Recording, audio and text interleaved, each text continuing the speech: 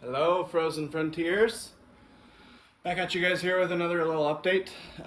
They've started the sheetrocking. By they, I mean not me.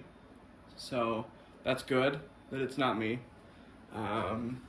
Because not me doing it is a good thing. Anyway, so I'll just update you guys on a couple things here. I got my solar up and running. There was just a little problem with the input voltage. Just had to figure that out. I'll go over that in a second. The sheetrocking is almost done. I'm pretty sure that they just need to come back one more time and do one more coat, and then just sanding. So it's going along pretty good. Brick isn't very happy with all the changes that are going on. I shattered the back glass of my phone, just because it's been, a lot of moving around and shuffling to get things situated for him to be able to actually work. Anyway, let me show you guys what they've got done so far. So coming in here and looking at this area, it's messy, but this is their stuff, so I'm just gonna leave it alone. I put all my tools on a chair, tried to clean things up a bit. They've got their toolbox here, so yeah, so they've done this area. I'm going to put wood bordering around each of the windows, so that'll make that look nice.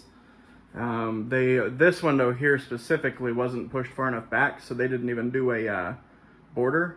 That window and the other window, they were able to do a border for, so I mean, that's fine. It's just kind of extra work they didn't really need to do because I'm going to be filling it in with wood anyway. But oh well. It's looking pretty good. I mean, it definitely looks more like a house than it did before. Oh, this guy. I got this guy for super cheap on Marketplace. It was like 60 bucks. So the only issue that I've seen so far is that there's like this thermocoupling that sits right by the pilot light that warms up enough to stick the ignition down so that the pilot light can stay on. Sometimes that gets too cold, and if it's too cold, it doesn't put enough electricity up to this coil up here to leave the pilot light on, so the pilot light shuts off sometimes.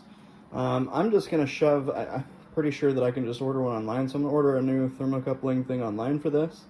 But for now, I'm just going to shove that thermocoupling up further so that it gets more contact with flame. I already did that once, and it helped a lot. Now the pilot light actually stays on if it's just the pilot light. But if I'm running the actual burners, it'll shut off. Yep, see, there you go. And that's just because the burners are going and it's pushing the pilot light further away from the thermocoupling, and the thermocoupling just isn't getting any heat from all of that. So, but with just the pilot light on, it tends to stay on pretty good. Get this lit really quick. There we go. Sometimes you have to keep pushing it in for a second. See, there we go. So it'll stay on now, but as soon as that flame starts flickering away from it, it doesn't get enough heat to stay lit. So I'm just going to push that little pin up further, tighten it down. Good to go for now. Quick fix until the new one gets here. So moving down the line, you see I've opened my doors on the end, just kind of get, a little bit of a view out there. The bathroom here, I'm just kind of using it as storage for the next couple days until they come back. Then I'll just pile everything back in that corner again. They mistakenly thought that I was saying when we didn't need to do the part where the shower was, that I didn't need this done either. I do need this done. So I think I'm gonna have to do it myself because they already got rid of all of the scraps. So I have no more sheetrock to put in that spot, which kind of sucks. But oh well. Anyway, moving on into the bedroom. So yeah, the reason that the doors are open, this is a window. Look at how friggin' big that window is. It probably doesn't look as crazy as it feels on camera. Wow, this room is not echoey at all. This is cool. But yeah, it is quite the window. I mean, I wake up and I am looking right out at the trees. I go to sleep and I can see the silhouette of all the trees. And I've heard that around here we get some crazy good northern lights. the Aurora Borealis. So I am very excited to see that. It said that when it starts getting colder, you start to see it more often. So I'm hoping to see that soon. Brick is probably hiding underneath there, because he's not too happy with all of the changes that we've been making. Let's see if we can see him down there. Oh, hello there, little kitten. Hello, Mr. Boy. Look at you, buddy. We'll get a place for you to lay down real soon, okay? Okay, buddy? You're such a sweet boy. He puts up with a lot. I feel bad for him a lot of the time because he just doesn't understand. He just doesn't know. You know, but as soon as all of this is in and done, then he'll be able to actually relax. I'll probably move this back over to a window. For those wondering, these are supposed to be a clean flame, but just in case, I have this sitting right above it. This is a carbon monoxide alarm. So, just in case there is a problem with it. I initially bought it for that fireplace because I was worried about it. There's no problem with that. I've never seen the CO2 go up. But with this guy, with it actually being gas, you know, I'm a little bit more hesitant to say, I'm good to go, I think I'm fine. So yeah, I'd set that right up above it, and hopefully things will be all right. Another thing is, so I got the new unit for the Sun Gold power. It hasn't burned up yet, which is a good sign, because it's lasted longer than the old one did. The solar that was going into this, so the way that I had it hooked up before, say these are the two solar panels. To run them in parallel, basically all you do is you take the connection, the positive connection here and the positive connection here, tie them together into one out. Then you take the negative and the negative, do the same thing, and then one out, so that you have two lines running to here, which is what you can see, two lines. If you want to do them in series, then you take the positive connection from here, hook it into the negative connection of here, take the positive connection from here, and that goes out. The negative connection from here goes out as well. So that would be the same two lines that you see here.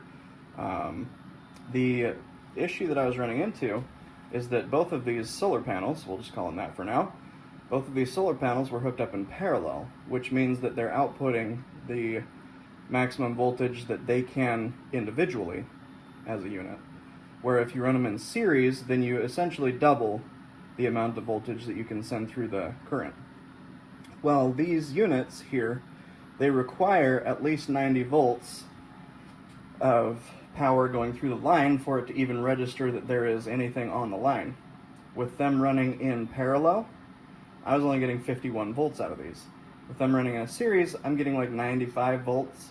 If it's shady, if it's sunny, I'm getting a little bit over 100. So now they actually activate because I hook them up again in a series, which is positive to negative, and then positive out, negative out. And then if I did another solar panel, I would do positive to negative, and then positive out, negative out. I've got a breaker here set up from the solar connection, just to keep that separated from the charge controller. I did get, so this is a brand new unit that I ordered separately. I did get the new board for the old unit, which is right here. And I put it in already. I haven't tested the unit. You can see the old board here. If this unit doesn't work, I'm going to talk to the company and be like, look guys, this isn't working out for me that you just sent me a unit. I appreciate it, but, or you sent me a board. I appreciate it, but I'm going to need a new board. Not a new board, a new unit. Because as much fun as it is to, you know, tinker with that stuff and take it apart, when it becomes an inconvenience and not a hobby, then it's, you know, it's a little bit frustrating. And I haven't eaten yet today, so I'm probably, you know, emulating that frustration a little bit more than I normally would. But anyway, what else to show you guys? So we could take a step outside really quick and show you the tank that I've got for this.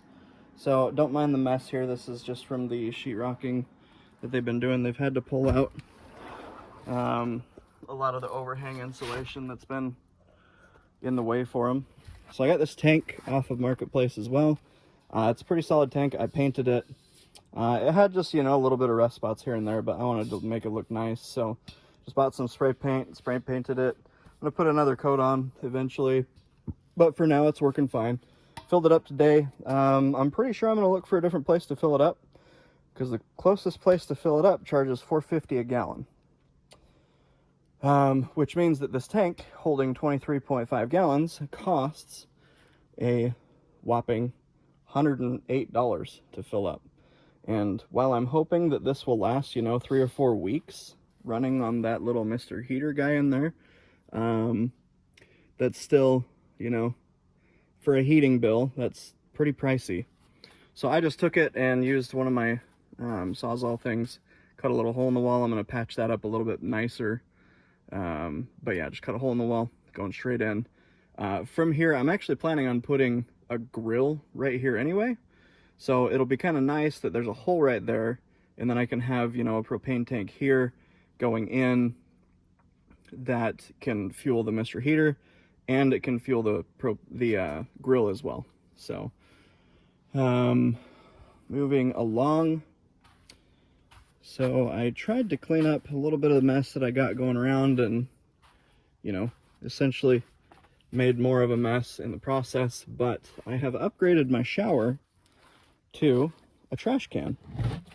So I've got water in here that I will pump out into another bucket that'll be inside, which I haven't done yet because they're working on the sheetrock. From there, I'll just heat that water up somehow, and have that same pump that I'm pumping from here into there pump water through a hose, basically, and then I can just use that hose to shower. And honestly, if I left the water just inside and kept it warm enough inside, I could probably just pump straight out of that without even needing to heat that stuff up. And, you know, it'd still be a kind of cold shower, but it'd be a shower. So up there's the solar panels. I definitely need to think about a good place to put those, because the tree cover right now, I mean, I'm getting quite a bit of tree cover, probably only getting like 400 watts out of that 1200 watt array right there. So, I mean, 400 watts is better than nothing. I don't have to turn the generator on most of the time. Really, it's only if I'm planning on playing video games that I turn the generator on, and that's just so that, you know, I can be charging the batteries while I'm gaming at the same time. And since I have my headphones on anyway, I don't even hear the generator while I'm playing games. I'm trying to not play games as much, because I've actually heard that there have been elk and moose that have come down this road in the last week, and I haven't even heard them. People were saying that they were making quite a bit of noise. Never heard them once, and it's probably because I had my headphones on and was gaming. And, you know, I'd like to hear them so that I could see them, because otherwise I'm not gonna, you know, see any of that wildlife. So try and cut back on that a little bit. Let's show you the outside of the big window over here. It is so cool. I absolutely love it. Hopefully the rain hasn't been messing up the boards here, because I've just been leaving it open. No, I mean, it looks like there's a little bit of water spotting at the bottom, but it should be fine. So here is that window from the outside. Let me open this door all the way. This window is absolutely massive. For scale, this is my hand on this window. It is a 7-foot wide window by 6 foot tall. I was very fortunate to have the sheetrockers help me put this up. The sheetrocker is a guy and his son. They've been doing a great job. I've been very appreciative of them working around all of the, you know, janky stuff that has happened inside of the framing of this container because of, you know, various things that we've had to do here and there. But no, it's been coming along pretty good, and that window makes an absolute world of difference in there. Like before, I could literally feel a wave of cold. It was like a fan blowing down on me on my bed from just this door, because metal is a great conductor of heat, or lack of heat. So you get a sheet of metal, it's not going to insulate you at all. It's going to pass all of that heat straight through, and in fact it'll actually keep that cold a lot longer. So if you ever have a chance to get away from metal, that'll be your best bet for keeping things insulated better. I am going to fill in this side over here. I don't think that it'll cause any issues because there's insulation inside of the boards there, but I may as well just fill in that spot, try and give it a little bit. I already filled this side in over here. I need to do a little bit up higher, but you know, I'm not very tall, so kind of hard to reach up there. I'll have to grab the fan ladder. But no, yeah, this is incredible. There is one other thing that I want to show you while I'm on my way over there. I'll just, you know, point it back at me. It's been an absolutely beautiful day today. It's been raining the last 2 or 3 days. It'd be kind of cool to set up some kind of water collection system to, you know, grab the water and then filter it. But honestly, I don't think that that's going to really be necessary for the long run of things, because right here, this right here, my friends, this is a well, and it goes 40 foot down, 40 foot straight down into the ground. You can see water down in there. I can actually see my reflection. It looks like that water is about 25 feet down maybe, which is pretty cool. So while they were drilling, they came over. There's a little bit of a story here about this. So they came over and they had called me an hour before they stopped by. And then some guy just knocked on my door and I was like, hey, how can I help you? And he was like, hey, I'm from Wheaton Water Wells. Just wanted to see if we could get out here tomorrow. And I was like, oh man, I just dropped a bunch of money on a generator. Like, I'm paying these guys to do sheetrocking. Like, I just don't have the money to complete the whole project. And they were estimating that they'd have to go 100 feet down, because over there, there's people that have well that are 105 feet deep. So they thought that they were gonna have to go that far down. I told them, I said, look, I can probably pay about half of it right now if you're okay with that. And he was like, yeah, pay half of it now, and then we'll just have an agreement that you pay the rest of it, you know, before we put the pump in, or before like the end of January or something. And I was like, okay, that works. Well, the guys came out and started digging, and like 2 hours later, they started at like 9 in the morning, like 11:30, he comes up and he's like, hey, so we hit water. We ran a test on it and it's getting about 20 gallons per minute. And I was like, oh, that's great. That's fantastic. 20 gallons per minute, by the way, a regular shower head. Well, I shouldn't say a regular one. A eco-friendly shower head, which most of them are now because they put a limiter in them, will do about 2.5 to 3 gallons per minute. So that's about six to 7 shower heads running at the same time, which I don't think that I'm gonna have that type of capacity up here, being, you know, just me.